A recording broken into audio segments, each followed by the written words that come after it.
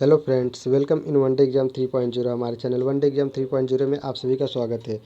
मेरा नाम सचिंद्र कुमार यादव है। आज का हमारा वीडियो बेसिक इतिहास की जानकारी से संबंधित है।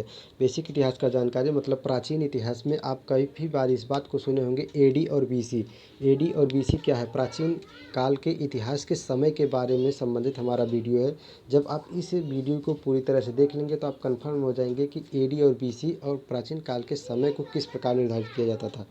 तो प्राचीन काल के समय में आप एडी और बीसी का नाम काफ़ी महत्वपूर्ण सुने होंगे, काफ़ी ज़्यादा सुने होंगे। तो इसका मतलब क्या है, हम इसको अच्छे तरीके से ग्राफ के माध्यम से समझाएंगे। अभी आप हमारा वीडियो निरंतर तरीके से बिना भगाए हुए देखते रहिए। एडी का मतलब क्या होता है? एडी का मतलब ईसा मसीह के जन्म के बाद की तिथियों से गिना जाता है। एडी का मतलब क्या होता है? ईसा मसीह के जन्म के बाद की तिथि जो थी उसको हम एडी से रिप्रेजेंट करते थे। जबकि बीसी का मतलब होता है ईसा मसीह के जन्म के पहले की तिथि। आपको समझ में आया? एडी का मतलब अभी आप सुनते चलिए, फिर बाद में हमको पूरी तरह से एक ग्राफ के माध्यम से कंफर्म कर देंगे, आपको अच्छी तरीके से समझ में आ जाएगा। बस इतना याद रखिए, एडी का जो समय था, एडी का मतलब क्या कहलाता था? ईसा मसीह के जन्म के बाद का जो समय था उसको हम एडी से रिप्रेजेंट करते थे। और बीसी का मतलब ईसा मसीह के जन्म के पहले का जो समय था उसको हम बीसी से रिप्रेजेंट करते थे। बीसी का मतलब होता है, इसका पूरा नाम देख लीजिए, यह काफ़ी बार एग्जामों में पूछा गया है, एडी का पूरा नाम क्या है? तो एडी का पूरा नाम है एनो डोमिनी और बीसी का पूरा नाम है बिफोर क्राइस्ट। एडी का मतलब होता है ईस्वी। एडी को जो हम रिप्रेजेंट करते हैं ईस्वी, और बीसी का जो हम रिप्रेजेंट करते हैं इसको ईसा पूर्व कहते हैं। मतलब ईसा मसीह के जन्म के पहले का जो समय था उसको हम बीसी और ईसा पूर्व के नाम से जानते हैं। ईसा पूर्व मतलब ईसा मसीह के पूर्व का समय। और जहाँ ईस्वी का प्रयोग करते हैं वहाँ एडी का प्रयोग करते हैं। जहाँ एडी का प्रयोग करते हैं उसको हम ईस्वी बोलते हैं। ईस्वी का मतलब ईसा मसीह के जन्म के बाद का समय। और ईसा पूर्व का मतलब होता है ईसा मसीह के जन्म के पहले की जो समय था उसको हम ईसा पूर्व कहते हैं। और ईसा मसीह के जन्म के बाद का समय को हम ईस्वी के नाम से जानते हैं। आपको कंफर्म हुआ?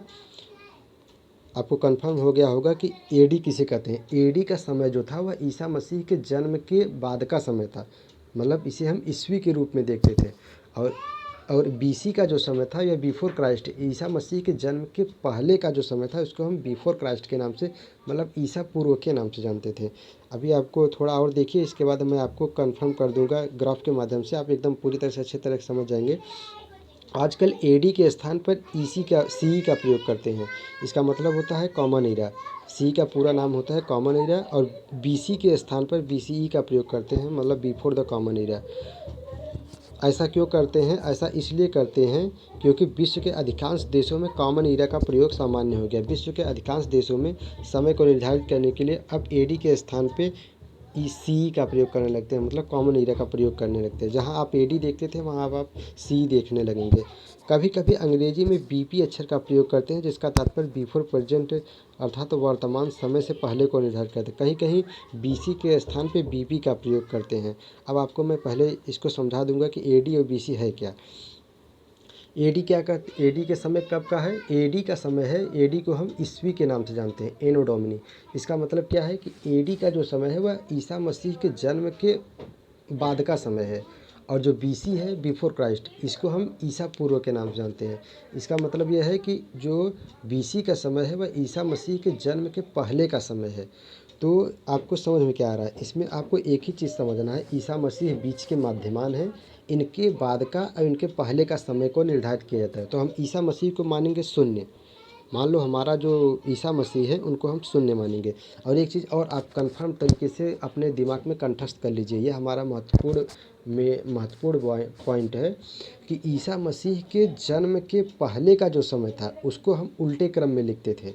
ईसा मसीह के जन्म के पहले का जो समय था उसको हम उल्टे क्रम में लिखते थे। जैसे उसको अगर हमें लिखना है 1 से 100 तक का गिनती, मान लो 1 से 10 तक लिखना है, तो इसमें हम ईसा मसीह के जन्म के पहले का जो समय था हम उल्टे क्रम में लिखते थे, मतलब घटते हुए क्रम में।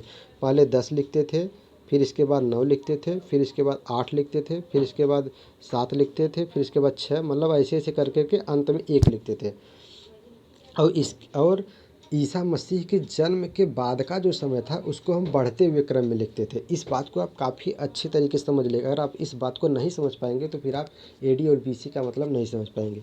ईसा मसीह के जन्म के पहले के समय को हम उल्टे क्रम में लिखते थे, मतलब घटते हुए क्रम में लिखते थे। 10, 9, 8, 7, 6 इस प्रकार से लिखते थे। और ईसा मसीह के जन्म के बाद का जो समय आया उसको हम बढ़ते हुए क्रम में लिखते थे, मतलब पहले 1 लिखते थे, फिर 2 लिखते थे, फिर 3 लिखते थे, फिर 4 लिखते थे, फिर 5, इस तरीके से बढ़ते हुए क्रम में लिखते थे। अब आप अगर इस तरीके को इसको समझ गए होंगे तो अगला हम स्टेप क्या समझाने वाले हैं आप एकदम अच्छे तरीके से समझ जाएंगे, और आप समझ जाएंगे कि एडी और बीसी का अंतर क्या है। आपको फिर से मैं एक बार समझा दे रहा हूँ। ईसा मसीह के जन्म के पहले के समय को हम घटते हुए क्रम में लिखते थे, मतलब पहले 10, फिर 9, फिर 8, फिर 7। और ईसा मसीह के जन्म के बाद का जो समय था उसको हम बढ़ते हुए क्रम में लिखते हैं। पहले 1, फिर 2, फिर 3, फिर 4 ऐसे लिखते हैं। एक चीज़ और ध्यान तो पहले आप अपने दिमाग में ध्यान दे दीजिए। ईसा मसीह के जन्म के पहले का जो समय था उसको हम ईसा पूर्व मतलब बिफोर क्राइस्ट बीसी के नाम जानते हैं। और ईसा मसीह के जन्म के बाद का जो समय है उसको हम एडी मतलब एनो डोमिनी और ईस्वी के नाम से जानते हैं। बस अब आपको मैं जो समझाने जा रहा हूँ उसे आप अच्छे तरीके से समझिए। हम बीच में मान लेंगे ईसा मसीह के समय को हम शून्य मान लेंगे, क्योंकि ईसा मसीह के जन्म के पहले का जो समय था वो घटते हुए क्रम में था। सबसे पहले मैं यहाँ लिखूँगा 4, फिर इसके बाद 4 के बाद लिखूँगा, रुकिए फिर से एक बार दिखाते हैं। सबसे पहले मैं यहाँ लिखूँगा 4, फिर इसके बाद फिर 3, फिर इसके बाद 2, फिर 1, क्योंकि ईसा मसीह मान लो यही हमारे ईसा मसीह हैं। ईसा मसीह के जन्म के पहले का जो समय था वो घटते हुए क्रम में लिखा जाता था। तो सबसे पहले 4 लिखा जाएगा, फिर 3, फिर 2, फिर 1। और ईसा मसीह के जन्म के बाद का जो समय था वो बढ़ते हुए क्रम में लिखा गया। 1, 2, 3, 4, 3, 4। आप समझिए, ईसा मसीह के जन्म के पहले का जो समय था उसको हम बीसी से लिखते थे और उसको हम ईसा पूर्व कहते थे। और ईसा मसीह के जन्म के बाद का जो समय आया उसको हम ईसी के रूप में नहीं, उसको हम एडी के रूप में लिखते थे और इसको हम ईस्वी के नाम से जानते थे। अगर ईसा मसीह के पूर्व में पहले कोई जन्म लिया तो कौन सन में जन्म लेगा, क्योंकि हम इसको घटते हुए क्रम में लिखते थे। पहले 4 लिखते थे, फिर 3 लिखते थे, फिर 2 लिखते थे, फिर 1। अगर कोई जन्म लिया ईसा मसीह के जन्म के पहले तो कौन से सन में जन्म लेगा, 3 में लेगा या 2 में लेगा या 1 में लेगा या 4 में लेगा। वो पहले जन्म लेगा 4 में। अगर कोई ईसा मसीह के जन्म के पहले जन्म लिया तो 4 में लेगा और मृत्यु उसकी कब होगी, 1 में होगी। क्योंकि कहीं कहीं ऐसा लिखा जाता था ना कि किसी का जन्म हुआ 1518 ईस्वी में और उसकी मृत्यु हुई 1458 ईस्वी में। हम समझ ही नहीं पाते थे कि 1458, अगर वो जन्मा ही 1518 ईस्वी में तो उसकी मृत्यु कैसे 1458 ईस्वी में हुआ, क्योंकि यह उल्टे क्रम में लिखा जाता था। ईसा मसीह के जन्म के पहले का जो समय था यह उल्टे क्रम में लिखा गया था। 1518 ईस्वी में उसका जन्म हुआ और 1458 ईस्वी में मरा, क्योंकि ईसा मसीह के जन्म के पहले का जो समय था वह उल्टे क्रम में लिखा जाता था। आप समझने का प्रयास करिएगा। अगर कोई इंसान जन्म लिया तो 4 ईस्वी में जन्म लिया और उसकी मृत्यु होगी 1 ईस्वी में। हम यही भ्रमित हो जाते थे कि पहले 1 ईस्वी में वो जन्म लिया कि मृत्यु हुई, क्योंकि ईसा मसीह के पहले का जो समय था यह घटते हुए क्रम में लिखा जाता था और ईसा मसीह के जन्म के बाद का जो समय आया वह बढ़ते हुए। अब देखिए, अब हम फिर से एक बार रिप्रेजेंट करेंगे। 0, 4, 3, 2, 1, 1, 2, 3, 4। अब हम ईसा मसीह के जन्म के बाद का समय निर्धारित करेंगे। यही हमारे ईसा मसीह हो गए। अब ईसा मसीह के जन्म के बाद का समय जो है वो बढ़ते हुए क्रम में लिखा गया। ईस्वी पूर्व जो है वो बढ़ते हुए क्रम में लिखा गया, ईसा पूर्व जो है वो घटते क्रम में लिखा गया।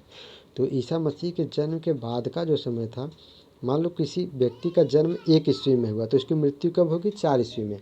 तो कहीं कहीं लिखा जाता था कि किसी का जन्म 1518 ईस्वी में हुआ तो इसकी मृत्यु हुई 1618 ईस्वी में। तो इससे हम कंफर्म हो जाते हैं, हाँ भाई अगर वो 1518 में जन्म उसका हुआ था तो 1618 में इसकी मृत्यु हुई होगी। अगर ऐसा लिखा जा रहा है तो इसका मतलब आप समझ जाइए वह एडी में है। इसका मतलब ईसा मसीह के जन्म के बाद का समय है। और अगर ऐसा लिखा जा रहा है किसी का जन्म 1618 में हुआ है और उसकी मृत्यु 1518 ईस्वी में हुआ है तो इसका मतलब आप समझ जाइए कि यह ईसा मसीह के जन्म के बाद का समय है। समझ में आया आपको? अच्छी तरीके से समझ में आ गया होगा। अब कि ईसा मसीह ईसी और एडी और बीसी में क्या अंतर है।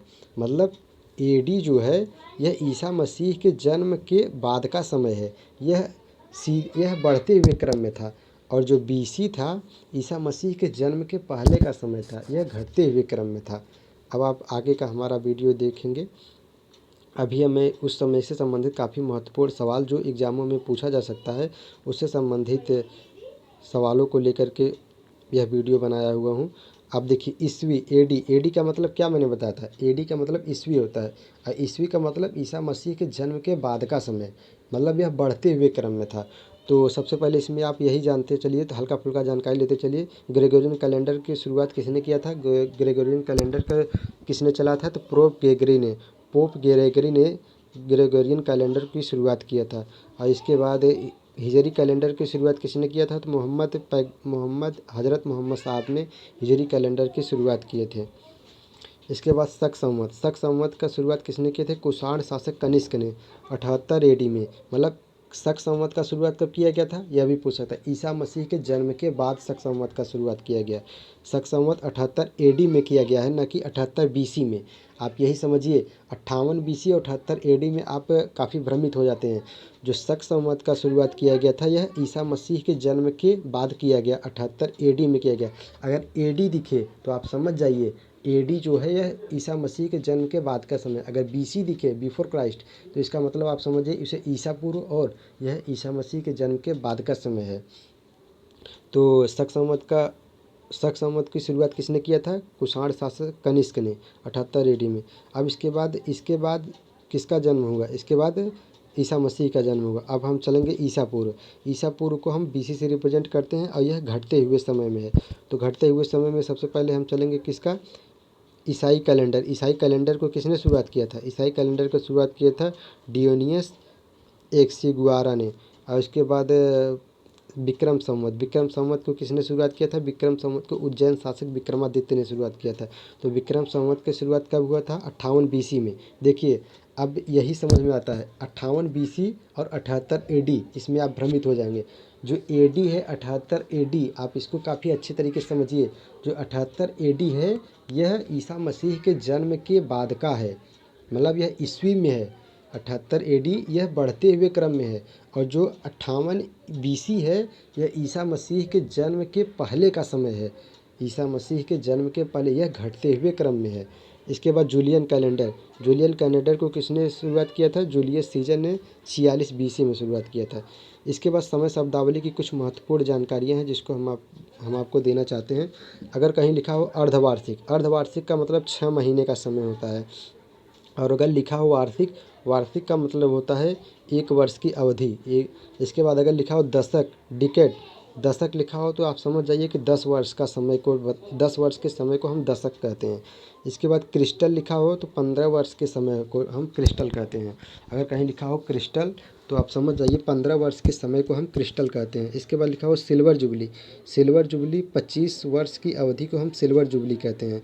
मतलब 25 साल का जो समय होता है उसको हम सिल्वर जुबली कहते हैं। इसके बाद आता है रूबी जुबली जो होता है 40 वर्ष की अवधि को कहते हैं।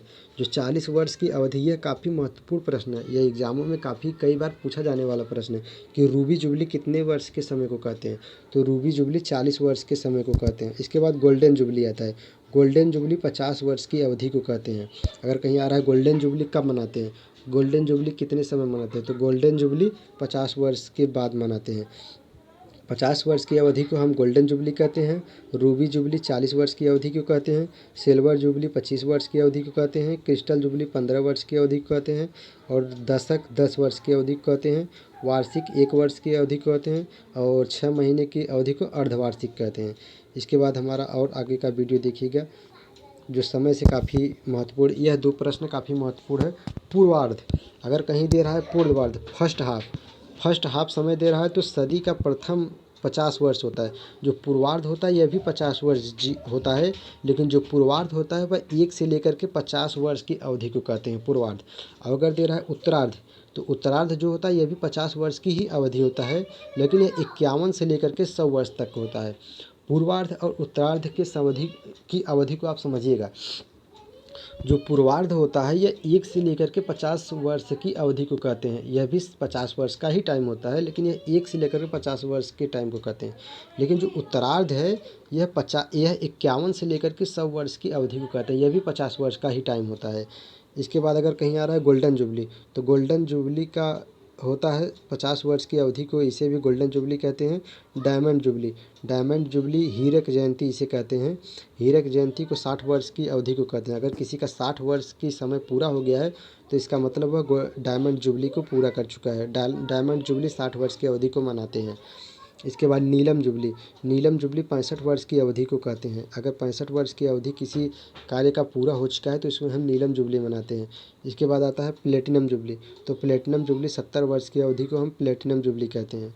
इसके बाद पैलेडियम जुबली हम 75 वर्ष की अवधि को कहते हैं, पैलेडियम जुबली। इसके बाद सदी आता है, तो एक सदी या सेंचुरी, जो सेंचुरी होता है यह काफ़ी महत्वपूर्ण होता है। यह 100 वर्ष की अवधि को हम सेंचुरी कहते हैं, मतलब सदी कहते हैं। इसके बाद आता है सहस्त्राब्दी 1000 वर्ष की अवधि को कहते हैं। अगर 1000 वर्ष की अवधि है तो उसे हम सहस्त्राब्दी या मिलेनियम कहते हैं। इसके बाद आता है ग्रेट जुबली जो होता है यह 2000 की अवधि को कहते हैं। 2000 वर्ष की अवधि को हम ग्रेट जुबली कहते हैं। एक बार यह यूपीएसआई के एग्ज़ाम में पूछा था कि ग्रेट जुबली कितने वर्ष की अवधि को कहते हैं, तो आप इस तरीके से इस सवाल को काफ़ी अच्छे तरीके से समझिएगा। ग्रेट जुबली जो होता है यह 2000 वर्ष की अवधि को कहते हैं। इसके बाद हमारा अन्य कुछ जानकारियों को देख लीजिएगा आप। जन्मदिन किसे कहते हैं, मतलब जन्मदिन, साधारण मानव जन्मदिन को हम जन्मदिन कहते हैं। मतलब किसी का अगर कोई कहा किसी का जन्मदिन है, किसी का जयंती है, किसी का जन्मोत्सव है, किसी का पुण्यतिथि है, तो इन सब के जन्मदिन, जयंती, जन्मोत्सव, पुण्यतिथि इन सब में अंतर होता है। तो जब कोई इंसान जीवित रहता है और उसका साधारण जन्मदिन मनाया जाता है, उसके जन्म के समय को याद किया जाता है, तो उसको हम जन्मदिन कहते हैं। लेकिन यही जयंती कब मनाते हैं, मृत्यु के उपरांत मनाया जाने वाला महापुरुषों का जन्मदिन। जब कोई महापुरुष उसकी मृत्यु हो गई होती है, जब उसके जन्मदिन को मनाते हैं तो उसको हम जन्मदिन नहीं कहते, उसको हम जयंती कहते हैं। अगर कोई इंसान जिंदा है, उसके जन्मदिन को मना रहे हैं तो उसको हम जन्मदिन के नाम से जानते हैं।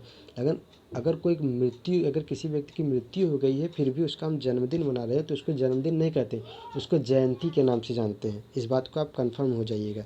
जैसे गांधी जयंती हम मनाते हैं, गांधी जन्मदिन नहीं मनाते, क्योंकि गांधी जी इस समय नहीं है। अगर हम अपना मनाएंगे तो हम अपना जन्मदिन मनाएंगे, न कि जयंती, क्योंकि जो इंसान जीवित है उसका जयंती नहीं मनाया जाता, उसका जन्मदिन मनाया जाता है। इसके बाद जन्मोत्सव ईश्वरीय अवतारों के जन्मदिवस को जन्मोत्सव के नाम से जानते हैं। जो ईश्वरीय अवतार है, जो अद्वितीय पुरुष है, जो काफ़ी कलाओं से परिपूर्ण है, उसके जन्मदिन को हम जन्मोत्सव के नाम से जानते हैं। अगर कोई कहा कि राम नवमी, यह राम जन्म का जो होता है जन्मोत्सव है, कृष्ण जन्मोत्सव, जन्माष्टमी, इसको हम जन्मोत्सव के नाम से जानते हैं। जन्मोत्सव उन्हीं के लिए प्रयोग करते हैं जो अद्वितीय व्यक्ति होते हैं। इसके बाद अगर कहते हैं पुण्यतिथि, वार्षिक तौर पर मनाया जाने वाला दिवंगत या मृत्यु का दिन। जो कोई व्यक्ति अगर मर जाता है तो उसकी साल साल पे हम लोग मनाते हैं ना, एक वर्षी कहते हैं जिसको, या कुछ भी कहते हैं, उसे हम पुण्यतिथि कहते हैं। अगर कोई कहा कि उनकी पुण्यतिथि थी, तो पुण्यतिथि का मतलब यही होता है कि उसकी मृत्यु के बाद उसी दिन जो वर्ष में आने वाली समय होती है उसको हम पुण्यतिथि के नाम से जानते हैं। इसके बाद अब हम वर्तमान कैलेंडर के बारे में जानकारी देंगे। इससे संबंधित अब हमारा जो सवाल चलेगा, अब हमारा जो प्रश्न चलता है, ये काफ़ी एग्ज़ाम की दृष्टि से काफ़ी महत्वपूर्ण है। इसको आप काफ़ी अच्छे तरीके से समझने का प्रयास करिएगा। वर्तमान कैलेंडर में ग्रेगोरियन कैलेंडर एक अंतर्राष्ट्रीय कैलेंडर है। जो वर्तमान कैलेंडर चल रहे हैं इसमें ग्रेगोरियन कैलेंडर जो है यह एक अंतर्राष्ट्रीय कैलेंडर है। अगर एग्ज़ामों में पूछ लिया कि अंतर्राष्ट्रीय कैलेंडर क्या है, अंतर्राष्ट्रीय कैलेंडर किसे कहते हैं, तो अंतर्राष्ट्रीय कैलेंडर ग्रेगोरियन कैलेंडर को कहते हैं। अंतर्राष्ट्रीय कैलेंडर ग्रेगोरियन कैलेंडर को कहते हैं।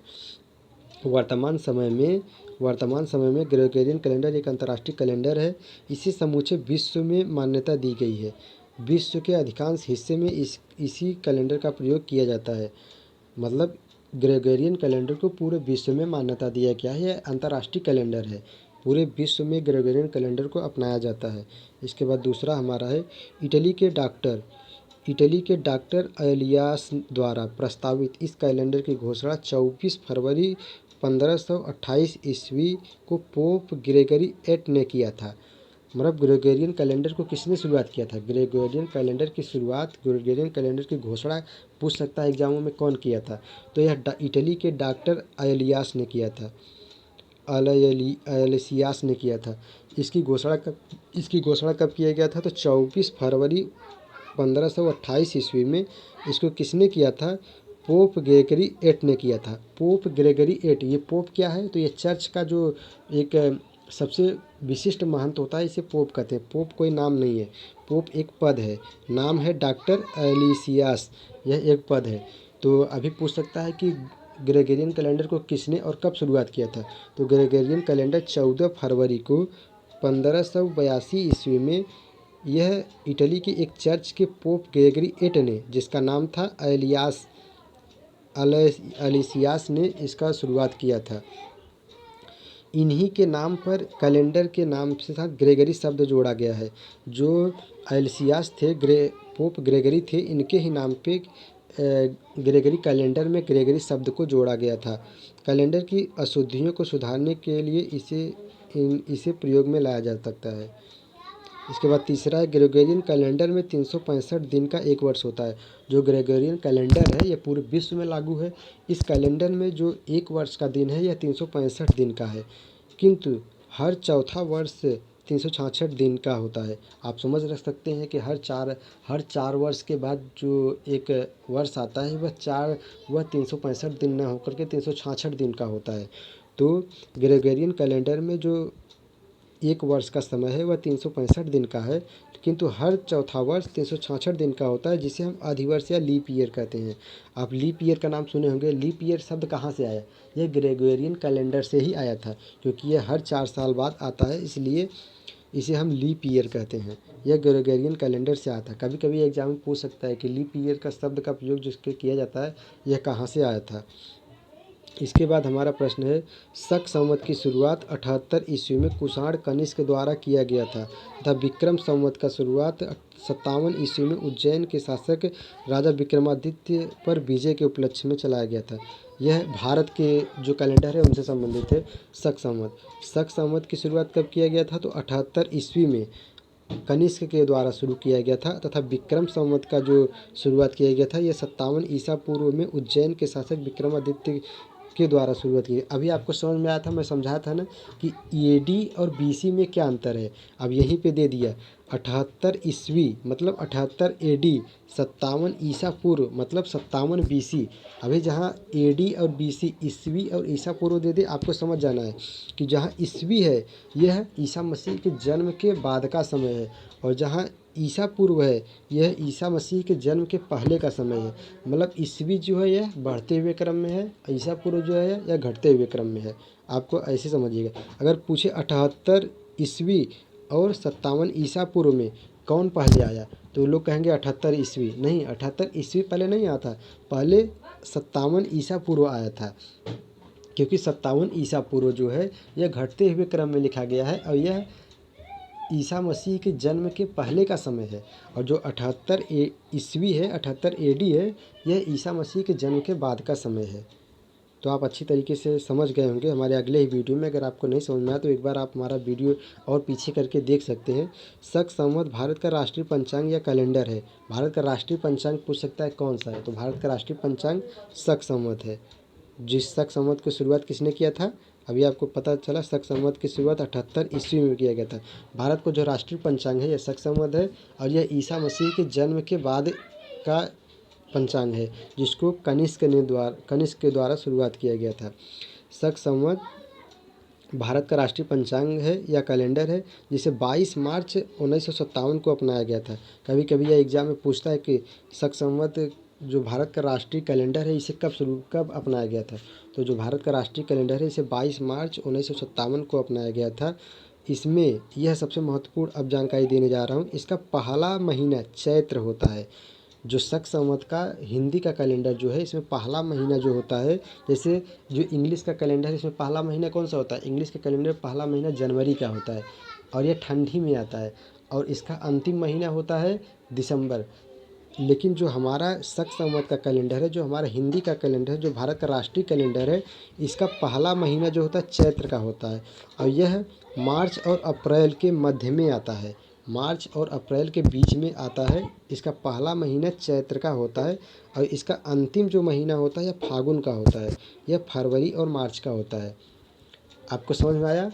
जो शक संवत है इसका पहला महीना, जो भारत का राष्ट्रीय कैलेंडर है, इसका पहला महीना चैत्र का होता है और जो चैत्र आता है यह मार्च और अप्रैल में आता है और इसके बाद इसका जो अंतिम महीना होता है वो फागुन का आता है और फागुन का जो अंतिम फागुन कब आता है? यह फरवरी और मार्च के बीच में आता है। हमारा कुछ प्रमुख संवत हैं जो आप देख लीजिए। कली संवत बीसी में प्रयोग किया गया था। अगर जो बीसी में प्रयोग किए गए हैं आप उनको अच्छे तरीके से समझ जाइए, क्योंकि यह ईसा मसीह के जन्म के पहले का समय है। तो बीसी का प्रयोग कब किया गया था? बीसी का प्रयोग महाभारत युद्ध राजा परीक्षित के जन्म के समय से आरंभ है। बीसी का प्रयोग जो 302 बीसी, क्योंकि 302 बीसी 3102 बीसी 3102 बीसी, इसका मतलब क्या है? यह बीसी जो प्रयोग किया गया था यह घटते हुए क्रम में चलेगा। आप ध्यान दीजिएगा, क्योंकि यह ईसाई के प्रवर्तक ईसा मसीह के जन्म के पहले का समय है और जो ईसाई के प्रवर्तक ईसा मसीह के जन्म के पहले का समय है यह घटते हुए क्रम में आता है। तो सबसे पहले जो इसका बड़ा मानक है वो देखेंगे। 3102 बीसी में 3102 बीसी का जो समय था यह महाभारत युद्ध के राजा परीक्षित के जन्म के समय से आरंभ था। मतलब अब आपको समझ में आ गया होगा महाराजा परीक्षित कब पैदा हुए थे। तो महाराजा परीक्षित कली संवत में पैदा हुए थे। महाभारत का जो समय था यह कली संवत का था। तो 3102 बीसी में महाभारत का युद्ध हुआ था और यह राजा परीक्षित के जन्म के समय में का समय है। इसके बाद सप्तर्षि संवत जो है यह 3076 बीसी में हुआ था। इसे अलौकिक संवत भी कहा जाता है। यह कली संवत के 25 साल बाद कश्मीर में प्रचलित था। यह काफ़ी महत्वपूर्ण प्रश्न है। यह एग्जामों की दृष्टि से यूपीएसआई के एग्जाम में, बिहार दरोगा में भी यह पूछा जाने वाला प्रश्न है कि सप्तर्षि संवत कब शुरुआत हुआ था। इसे अलौकिक संवत भी कहा जाता है। इस काल में यह कली संवत के 25 साल बाद और कश्मीर में केवल लागू किया गया था। इसके बाद बुद्ध संवत श्रीलंका की गणना के अनुसार बुद्ध संवत 544 बीसी में आरंभ किया गया था। यह महात्मा बुद्ध के निर्वाण की वास्तविक तिथि पे शुरुआत किया गया था। बुद्ध संवत जो था यह महात्मा बुद्ध के निर्वाण की वास्तविक तिथि पे शुरुआत किया गया था। इसके बाद महावीर संवत आया। महावीर संवत स्वामी महावीर द्वारा आरंभ। इस संवत का प्रयोग जैन सभा में संबोधित गणना के लिए किया गया था। जो महावीर संवत था यह 1527 में। देखिए अभी आपको कंफर्म हो गया होगा, क्योंकि जो कली संवत था वह 3102 में शुरुआत किया गया था, क्योंकि यह समय बढ़ता जा रहा है लेकिन इसके जो मानक है वे घटते जा रहे हैं। महावीर संवत आ गया 527, क्योंकि जो ईसा मसीह के जन्म के पहले का समय था वह घटते हुए क्रम में लिखा गया था। इसीलिए कली संवत पहले आया जो कि 3102 में आया। इसके बाद में आया महावीर संवत, लेकिन वह 527 बीसी में आया, क्योंकि यह घटते हुए क्रम में कैलेंडर चल रहा है। ईसा मसीह के जन्म के बाद का जो ईसा मसीह के जन्म के पहले का जो कैलेंडर था यह घटते हुए क्रम में चल रहा था। इसके बाद विक्रम संवत 58 बीसी में शुरुआत किया गया। इसको शुरुआत करने वाले राजा विक्रमादित्य उज्जैन के शकु पर विजय प्राप्त करने के बाद चलाया था। इसके बाद हमारा एक नोट विषय है, ईसा मसीह के जन्म प्रथम शताब्दी माना गया। क्या कह रहा है? ईसा मसीह का जन्म प्रथम शताब्दी में माना गया, जिससे पहले का काल बीसी और बाद का काल एडी कहलाया। समझ में आया आपको? ईसा मसीह का जन्म प्रथम शताब्दी में माना गया। अगर कोई कहे कि ईसा मसीह का जन्म कब हुआ था तो यह प्रथम शताब्दी में हुआ था। आज कौन सा समय शताब्दी चल रही है? आज 21वीं शताब्दी चल रही है। ईसा मसीह का जन्म जो था वह प्रथम शताब्दी में हुआ था और आज का जो शताब्दी है वह 21वीं शताब्दी है। तो ईसा मसीह का जो जन्म था यह ईसा मसीह के जन्म के पहले के समय को हम बीसी और इसके बाद के समय को एडी कहते हैं। अब हमारा एडी में चल रहा है, मतलब अब हम देखिए शक संवत का शुरुआत 78 एडी में किया गया था। इसको शुरुआत करने वाले कुषाण के राजा कनिष्क द्वारा शुरू किया गया था, जिसे भारत सरकार द्वारा 22 मार्च 1957 ईस्वी को आधिकारिक कैलेंडर के रूप में घोषणा किया गया था। इसके बाद आया कलचुरी संवत या त्रिकूट संवत। आभारी राजा बाद में छेदी के कलचरियों द्वारा प्रयुक्त होने पर यह कलचुअरी संवत कहलाया। मतलब यह आभारी राजा के बाद छेदी संवत द्वारा यह शुरू किया गया था। इसके बाद आया गुप्त संवत। गुप्त संवत 318। अब देखिए जो चल रहा है ये बढ़ते हुए क्रम में चल रहा है, क्योंकि यह ईसा मसीह के जन्म के बाद का समय है और यह बढ़ते हुए चल रहा है। यह एडी के रूप में है, ईस्वी के रूप में है। गुप्त संवत किसने शुरू किया? गुप्त वंशी शासक चंद्रगुप्त प्रथम द्वारा आरंभ किया गया था गुप्त संवत। इसके बाद हर्ष संवत कन्नौज के शासक हर्षवर्धन द्वारा राज्यारोहण के रूप में आरंभ किया गया था। इसके बाद आए हिजरी संवत। हिजरी संवत की शुरुआत 622 ईस्वी में हिजरी संवत का आरंभ हुआ था। इसकी शुरुआत मोहम्मद साहब का मक्का त्याग कर मदीना जाने की स्थिति में किया गया था। मदीना की जाने की स्मृति में चालू किया गया था, इसीलिए मदीना जाने को हजरत या हज का यात्रा कहते हैं। इसके बाद आया कोल्लम संवत। कोल्लम संवत को किसने शुरू किया था? तो 825 एडी में या 825 ईस्वी में चालुक्य शासकों द्वारा चालू किया गया था कोल्लम संवत। ये एग्जाम में पूछ सकता है कोल्लम संवत कब और किसने चालू किया था। इलाही संवत इसके बाद है 1538 ईस्वी में इलाही संवत शुरू किया गया। मुगल सम्राट अकबर के द्वारा दीन ए इलाही संवत को शुरुआत किया गया था। इसके बाद आया राजा शक संवत। राजा शक संवत मराठा साम्राज्य मराठा शासक शिवाजी के द्वारा शुरू किया गया था। जो कि हमारा यह सभी वीडियो हमारे सभी प्रश्न अब ख़त्म हुए। अब आपको समझ में आ गया होगा एडी और बीसी का मतलब क्या है। इसलिए अगर हमारा कंटेंट आपको अच्छा लगा, अगर हमारा जानकारी आपको अच्छा लगा तो आप हमारे चैनल को ज़रूर सब्सक्राइब करें, ताकि हमारा अगला वीडियो भी आपके पास पहुंच सके।